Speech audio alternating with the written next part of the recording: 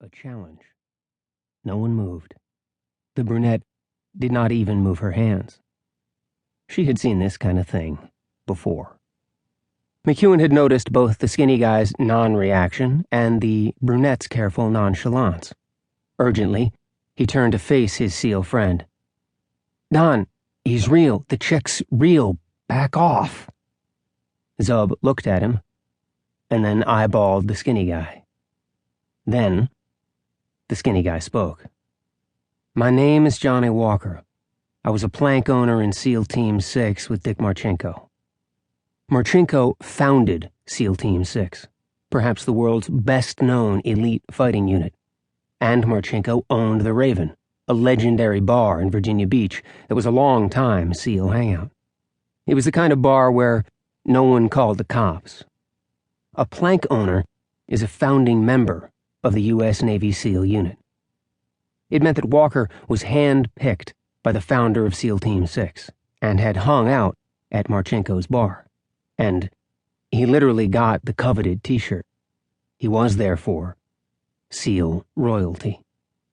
Zub gave his name and announced that he was a member of SEAL Team 1, sometimes called No Fun 1. He had served from 1975 to 1979 on the West Coast. Walker had joined the teams, as the SEALs called themselves, later, and had served on the East Coast. The tension rushed away, like steam streaming from a pinhole in a pipe. Zub bought drinks, and the men swapped stories. Two Navy SEALs had met and challenged each other, and the bonds of brotherhood were established. This was one of the greeting rituals of the world's smallest and strangest fraternities, the U.S. Navy SEALs. If you are a member, it doesn't matter where or when you served. You can show up uninvited at the funerals of the youngest or oldest veterans and be hailed as a brother by total strangers. You can phone up another SEAL whom you've never met and be taken for a drink. You might show up to mow the lawn of a widow whose husband died before you served. The bonds are strong, partly because the group is so small. There have been fewer than 3,000 U.S. Navy SEALs in the history of the world, and about half of them are still alive. They all know, or know of, each other. The SEALs call themselves a brotherhood, and they actually are one.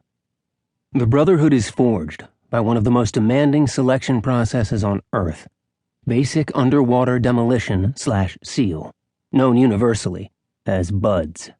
Even being selected for BUDS means running a gauntlet of approvals inside the U.S. Navy. Once a sailor, Marine, or other service member is cleared to attend BUDS, the climb to becoming a SEAL gets steeper and harder. Chuck Farrer, who is a member of SEAL Team 6, recalls his first day at BUDS.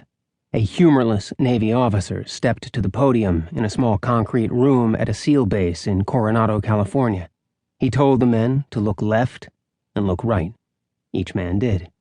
"In the next few weeks," the officer said, "almost 2/3 of you are going to quit." The high washout rate was expected.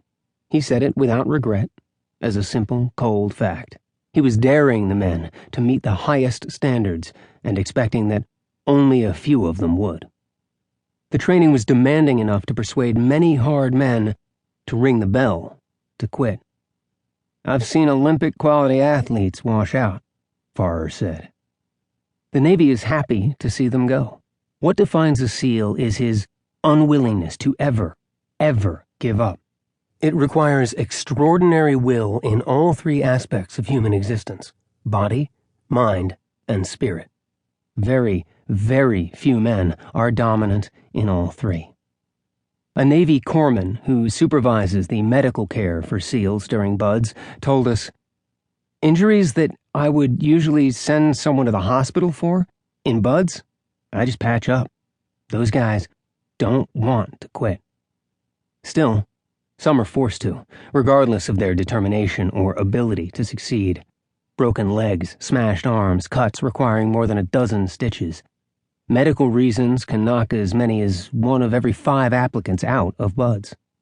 Usually, men given medical leave are begging the corpsman to put a little tape over their cracked ribs and assuring the medical officer that they are fine. As the